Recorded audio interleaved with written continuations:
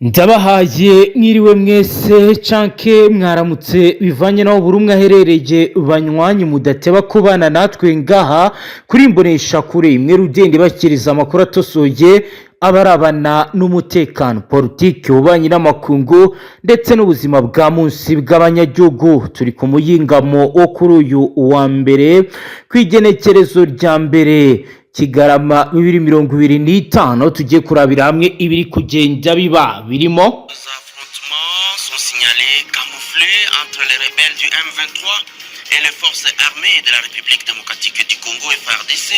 C'est au sud Kivu. Ni imirwano ikomeye mu bice bitandukanye bya Kivu y'Amajyepfo ikomeje. Turaza kurebera hamwe ibiri kubera Ishabunda muri side Kivu, turebe ibiri kubera Mwenga nyuma y'imirwano ikomeye ikomeje kugenda iba. Abaturage benshi bavuye mu zabo nk'uko umunyamakuru uriyo abyemeza akagaragaza situation ihari ndetse n'uko bimeze. Je lance un appel au gouvernement pour un investissement stratégique dans les équipes locales. Kabarera arivyo turi buze kumva mu buryo bw'iramvuye turabiri kugenda bigaragara ndetse n'ibiri kugenda bivugwa. Abazarendo mu rugamba rukomeye mu gihe kandi bikomeje kugenda bizemezwa ndetse binagaragazwa n'abasasanguzi mu by'umutekano harimo Endre Mahagi aho riragaragaza ndetse akanavuga byose uko ibintu bihagaze.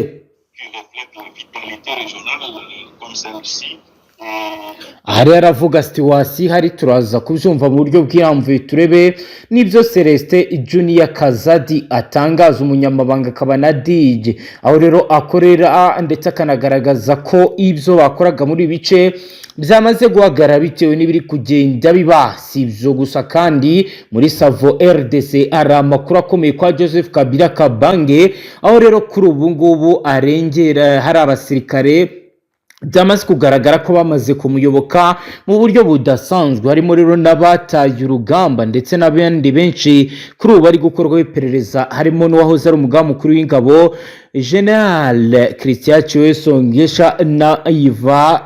Bikaba rero bigaragara ko akomeje kugenda humvikana amwe mu makuru adasanzwe. Turaza kandi kubabwira ibiri kugenda bitangazwa na Apotre Mbayahaga wagaragaje ibindi bibazo bikomeye kuri M23. Uyu ni umugabo rero umuvuga butumwa ukunzwe cyane kugarukaho cyane kubirebana n'ibiganiro atanga. Yongeye kuvuga amagambo akomeye ashobora rero kuba yakurura ibindi. Turaza kuzumva mu buryo burambuye turebe ibyo Mbayahaga ari gutangaza cyangwa ubuhanuzi bwe kuri M23 muri iki gihe.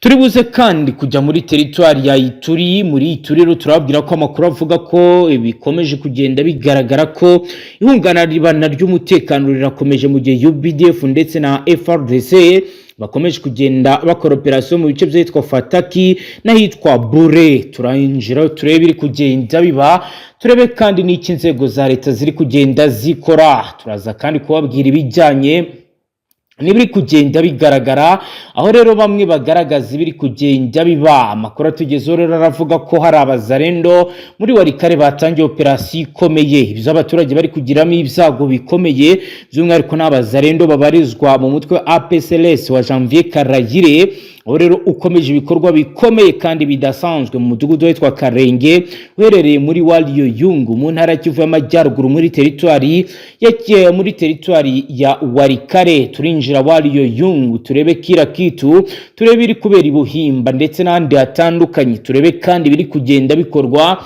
Turaza kandi kubabwira mu makuru yirambuye biri kubera hano hafi muri territoire ya Masisi ahitwa Rukwete Nyavyondo Pinga aho rero muvoma de troops ikomeje kugenda igaragara. Turinjira mu buryo bw'irambuye kandi bwa myabyo turebe biri kubera kuri axe Nyavyondo Pinga, turebe kandi biri kubera no mu misozi yose yakikije. Turaza rero kubabwira ibijyanye na renforcement M23 yazanye mu rwego rwo kugira ngo yongere imbaraga mu mirwano ikomeye. Turaza rero kureba ibijyanye na protection of civilians, turebe uko bihagaze ndetse turebe n'ibikomeje kugenda bigaragara ndetse nuko bamwe bakomeje kugenda babivuga ndetse bamwe banabigaragaza bakagaragaza ko ibintu bitoroshye no muri territoire ya Masisi by'umwihariko Nyabyondo M23 yongereye abarwanyi benshi. Rero mu bakurikirana ibiri kuba baravuga ko nta kindi kigamijwe uretse imirwano ikomeye hagati aho rero kuboko ku Burundi nkuko twebabwiye mu makuru yacu yabanje gukomeje kugenda gufata indi ntera nyuma yuko Uburundi noneho buri gukorana n'Ububirigi mu kurasa M23 M23 Bubiligi bukaba buri gukoresha Burundi nk'ibirindiro byabwo mu gisirikare muri intambara kubera mu burasirazuba bwa Repubulika Iharanira Demokarasi ya Kongo. Byose turabive muzingo tubabwire deals uburyo ipanzwe ndetse n'ibiri kugenda bikorwa. Nta kindi usabwa niba ari ubwa mbere dukurikiye tushonda sabone ntuzongere gucika ukundi n'amakuru ndetse n'ibindi biganiro tubashyikiriza ngaha byibanda cyane ku mutekano, politike, ububanyi n'amakungu ndetse n'ubuzima bwa munsi. Reka dutangure inkuru yacu mu buryo bwiramvuye. N'amakuru agezweho rero kuri uyu munsi wa mbere w'indwi kwigenekerezo rya mbere Kigarama 2025, la situation actualité à République démocratique du Congo. Reka duhere mu territoire ya Masisi turebere iri kugenda biba ikaze nanone. Ni muri Repubulika Iharanira Demokarasi ya Kongo umutwe FDC wongeye gukaza ibirindiro mu gace ka Rukweti muri territoire ya Masisi, ibikomeje gutera impungenge zikomeye mu baturage nyuma y'uko imirwano ikomeye ibaye kuri Axe Nyavyondo Kinyumba. Umunyamakuru wacu uri gukorera muri ibi bice akaba yamaze kugaragaza kite de reportage agaragaza ibiri kugenda biba mu misozi ya Masisi n'imihanda irimo abaturage. Abantu bakaba rero bigaragara ko bari guhungabana bitewe n'abahanyuze mu misozi ya Masisi. Imyaka ibaye myinshi, abaturage babayeho mu bwoba n'urujijo. Ubu noneho andi makuba akomeye yongeye kuza nyuma y'uko M23 yongera abasirikare benshi mu gace ka Rukweti. Abaturage barahunze, bakaba rero bamwe bikoreye imifuka abandi bikoreye matora. Amakuru yemejwe n'abaturage ndetse n'amasoko yigenga aragaragaza ko hari columns of fighters zimaze iminsi zinjira muri Rukweti ku mihanda Nyavyondo Pinga. Uko rero bigaragara imodoka nini zikaba zikomeje kugenda zinjira muri ibi bice. Umuturage uhari neza watanze amakuru yagize ati twabonye ingabo zinjira nijoro kuko twabonye amatara n'urusaku rw'imodoka, twabonye ko binje neza FRDC ndetse n'abazarendo nabo bakomeje gukora patrouille hafi aha. Naho ku rundi ruhande FRDC ifatanyije n'abitwa abazarendo bakoze offensive movement igamije gusubiza inyuma uyu mutwe yashyirwaho defensive position nshya hafi ya Nyavyondo kugira ngo birinde ko izi nzira bagendamo zafatwa mu buryo bworoshye. Amasoko yafunzwe, abana ntabwo bakiri kujya kwiga ndetse n'ibikorwa bya buri munsi byamaze guhagarara. Amasoko atugeraho aragaragaza ibijyanye n'uko bihagaze, aho abaturage bavuga ko ubuzima bwabo bwahagaze burundu, bahinzi, abacuruzi n'abandi akazi kabo kamaze guhagarara. Byose rero ni ibisago bikomeye muri societe civile nkuko rero babivuga. Baremeza ko mu gihe ibikorwa bya gisirikare bikomeje kwiyongera muri territoire ya Masisi, amakuru yemejwe n'inzego zitandukanye aravuga ko umutwe M23 AFC wongeye gukora troops reinforcement mu gace ka Rukweti kari muri groupement ya Banyungu mu rwego rwo kongera operational capacity ndetse na stabiliser les forward defensive positions. Kuri urwego impande zikaba zihanganye bidasanzwe. Rukweti rero iri kuri strategic access ya Nyavyondo Pinga imaze iminsi barizwamo ingendo za unité combattée. Uyu mutwe rero nkuko byemejwe n'abaturage batuye hafi yangaha baravuga ko umutekano mu by'ukuri wamaze guhungabana mu buryo budasanzwe. Ibiro bikaba bivugwa ko bije nyuma yuko kwigenekerezo rya 27 Munyonyo 2025 habaye imirwano ikomeye aho abazarendo bafashe Kinyumba nyuma yo guhangana igihe kirekire n'ingabo za AFC. Ahahise haterwa tactical retreat ya bamwe mu barwanyi b'uyu mutwe, abandi bagahabwa amabwiriza ya repositionment tactique berekeza Rukweti kugira ngo bongere bakore defensive lines muri ako gace. Ibyo bikorwa rero byatanzweho amakuru biragaragaza ko impande zombi ziri gukoresha artillery fire cyase infantry assault teams ndetse hakaba hanavugwa aerial reconnaissance. Ibikorwa by'impande zitandukanye nubwo nta makuru yigenga yabyemeza mu buryo bwimbitse. Rukweti rero ikaba yahindutse forward operating zone kuva mu mpera z'indwi heze. Abaturage babo bavuze ko babonye columns of fighters zinjira mu gace ka Rukweti, ibintu birimo kwemezwa kandi n'undi muyobozi waho utashatse ko amazina yajya mu itangazamakuru. Abarwanyi bashyizwe muri mu cyo twakwita ko ari forward operating zone. Hari gukorwa kandi fortification, logistical regrouping ndetse na alignment of combat unity, ibintu bigamije kwitegura imirwano ishobora gukomeza ku murongo wa Nyavyondo Rukweti Pinga access ahari inkuto mu bijyanye n'imiyoboro y'abagenzi. Kuko rero bigaragara FARDC na Wazalendo bakomeje gukora offensive movement.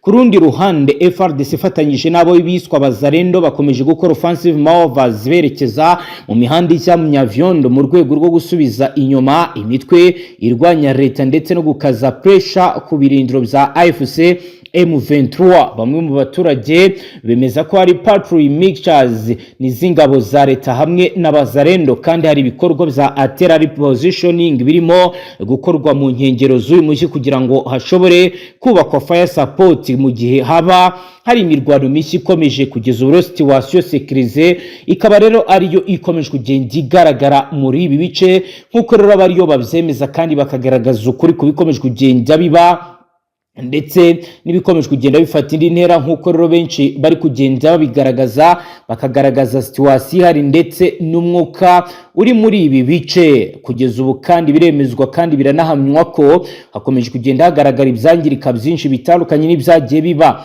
kugeza ubu. Amakuru hari ku ruhande rwa FARDC ifatanyije n'abiswa Wazalendo bakomeje rero kugenda biyegeranya nabo mu gihe babona ko M23 nayo yiteguye kuba yahungabanya situation hari muri iki gice. Rero hari ubwoba mu baturage bafite impungenge z'uko engagement tactics zishobora gusubukura igihe icyo ari cyo cyose. Amwe mu mashuri n'amasoko hafi ya Rukweti n'ahitwa Nyavyondo akomeje gufunga kubera mouvement de troops no kutamenya icyerekezo cy'iyi mirwano. Abaturage barasaba impande zose kubahiriza uburenganzira bw'abasivili no kwirinda gukoresha ibijyanye rero n'umujinya bitewe n'ibiri kugenda biba. Zose rero nibikomeje kugenda biteza impagarara mu baturage, ndetse bamwe bakaba bakomeje kugenda bagaragaza ubwoba ndetse n'ibikomeje kugenda bigaragara ndetse nuko ibintu bihagaze. Abaturage bo baravuga ko babona neza ko imirwano igiye gutangira. Hagati aho rero Mbayahaga, umuvugabutumwa wamenyekanye cyane nka Mbayahaga Izidori wo mu gihugu cy'u Burundi, yifatiye ku gahanga umutwe wa AFC, avuga ko ingabo zawo zananiwe urugamba nyuma yo kuneshwa n'iz'u Burundi. Bamwe bati nibyo koko Mbayahaga uravuga ukuri, ibyo uvuga nibyo kandi uyoborwa n'Imana n'ukuri. Abandi bakavuga baturabeshya. Uyu mugabo rero akaba asanzwe azwiho gufasha ubutegetsi bwa perezida w'u Burundi, akanaba inshuti ye magara ya Evariste Ndayishimiye. Yabigarutseho mu kiganiro aheruka gutanga ku mbuga nkoranyambaga. Ni ikiganiro yatanze mu gihe ingabo z'u Burundi zikomeje kurwanira bikomeye n'umutwe wa M23 mu ntara Kivu y'Amajyepfo na Kivu y'Amajyaruguru, by'umwihariko mu bice bitandukanye bya territoire ya Mwenga na Warungu. Amakuru aravuga ko Burundi bufite muri Kivu y'Amajyepfo ingabo zibarirwa muri batayo 14 zoherejwe kurwana n'uruhande rwa leta ya Repubulika Iharanira Demokarasi ya Kongo mu ntambara bahanganyemo n'umutwe wa AFC. Muri iki kiganiro yatanze mu mpera z'icyumweru giheze, yavuze ko nta bushobozi AFC ifite bwo kwigarura umujyi wa Uvira umaze igihe kinini urinzwe n'ingabo z'u Burundi. Ati muribuka ko izo ntare za Sarambwe niyo twirwaneho, niyo Madubu bavugaga ko baraye bafashe Goma na Bukavu, ko habaye u Burundi iminsi ibiri yo kuba bwavuye mu nzira bagafata Uvira hashize umwaka. Uyu munsi urebye rero imiborogo ya Nyarugabo Moyize uko arimo araboroga uyu munsi, so kuvuga ngo icyizere bikomanga ku gatuza.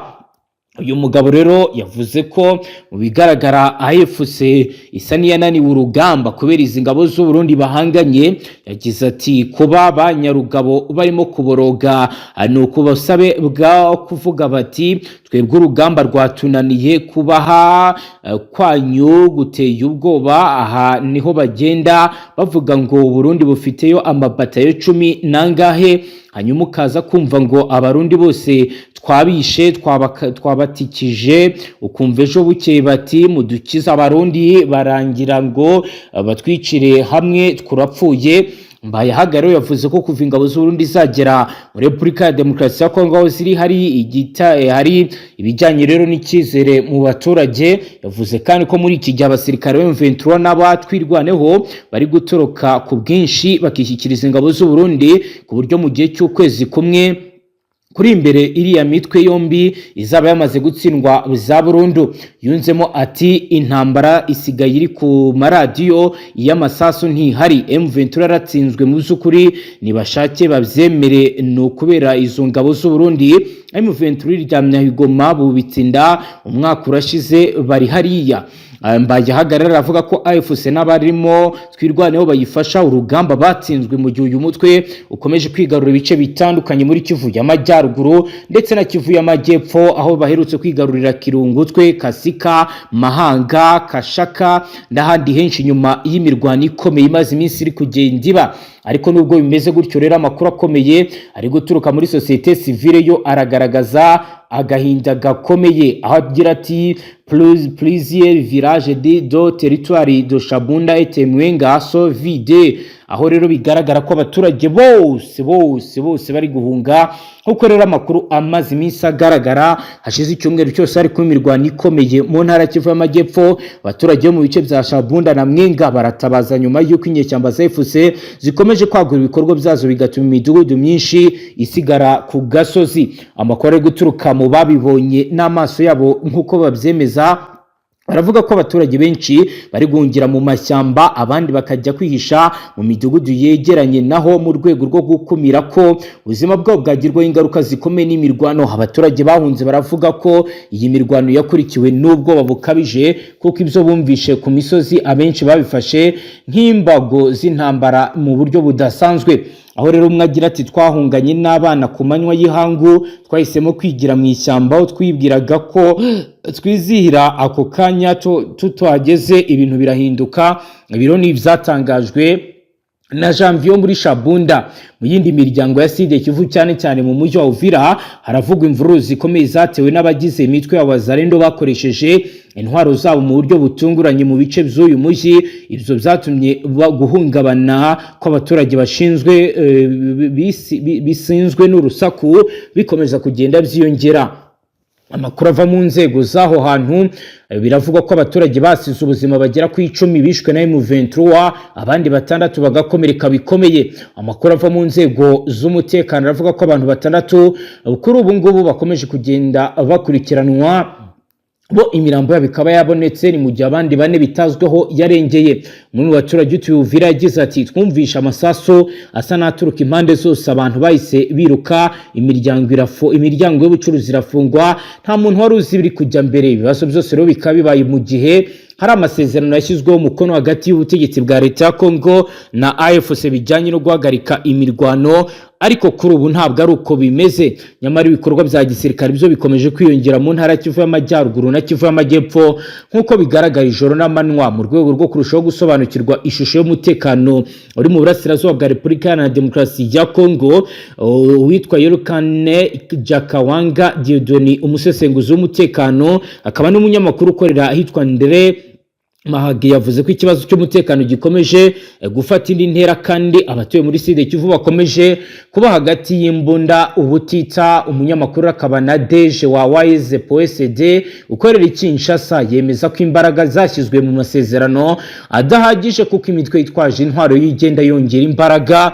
Nubwo rero abasasanguzi bagaragaza ibingibi, urugamba rwo rurakomeye kandi rukomeje kugenda rwangiza byinshi nkuko rero bigaragara kandi bigenda bivugwa. Kuri ubu rero ntibizoroshye, ibintu bikomeje kugenda biba bibi cyane, bikomeje kugenda biteza ikibazo, abaturage barabyemeza kandi bagatabaza. Naho mu yandi makuru rero mwijwi rijyanye n'ubushishozi n'uburambe, Joseph Kabila uzayobora Repubulika Iharanira Demokarasi ya Kongo yongeye kugaragaza icyizere n'icyubahiro agirira bamwe mu basirikare bashinjwa ubugambanyi n'uruhare mu bibazo by'umutekano bikomeje gututumba muri iki gihugu. Ati nzi neza abasirikare nababereye umuyobozi. Kabila yavuze ko aya makosa ashinjwa abasirikare adafite ishingiro, ahamya ko bose bari mu myumvire imwe yubakiye ku ndangagaciro y'umusirikare wubaha igihugu n'amahame ya Repubulika. ati nzi neza aba basirikare narabatoje narabayoboye imyaka myinshi baturutse mu muryango mushya w'ingabo twongeye kubaka kandi bose baratojwe indangagaciro zubaka igihugu n'abasirikare b'inyangamugayo bubaha ubuyobozi kandi batigeze bagaragaza imyitwarire y'ubwigomeke. Ibintu byavuzwe na Kabila ku birego bibashinja ubugambanyi cyangwa se gukorana na bamwe mu barimo. Kabila aragira ati kubashinja gutatira igihugu cyangwa se gukorana n'abarwanyi barwanya Repubulika ya Demokarasi ya Kongo ni ukubeshya. Abo bagabo ntibigeze bisanga muri ibyo bikorwa nk'ibyo. Abenshi bashyizwe mu bihe bikomeye cyane aho bagombaga guhitamo hagati yo gukurikiza amabwiriza ndetse cyangwa se bijyanye n'amahame y'igisirikare cyangwa se kubarenganya. Si bigometse ahubwo bararengana. Kabila aravuga ko nta na rimwe aba basirikare bagiriwe amakenga cyangwa se ngo bavugweho ubugambanyi imbere y'ibi bihe bya politiki ikomeye igihugu kirimo. Ati narabayoboye ndabazi, si abigometse, ni abantu badahemuka ku gihugu, ni ikirenga kureka ubwo butegetsi buri kubahambira ibyaha kugira ngo babone aho babashinja imigambi ya politike. Kabila yasoje asaba ko hashyirwaho uburyo buboneye bwo gusuzuma neza ibi birego, hagashyirwaho ukuri no ku mategeko mu rwego rwo kugira ngo ibintu bigende neza. Ni no kuri dusoje banywanya amakuru yacu. Niba ari ubwa mbere dukurikiye tushonda sabone ngaha tubashyikiriza amakuru atosoya barabana n'umutekano, politiki, ubanye n'amakungu ndetse n'ubuzima bwa munsi bw'abanyagihugu. Hasta la vista.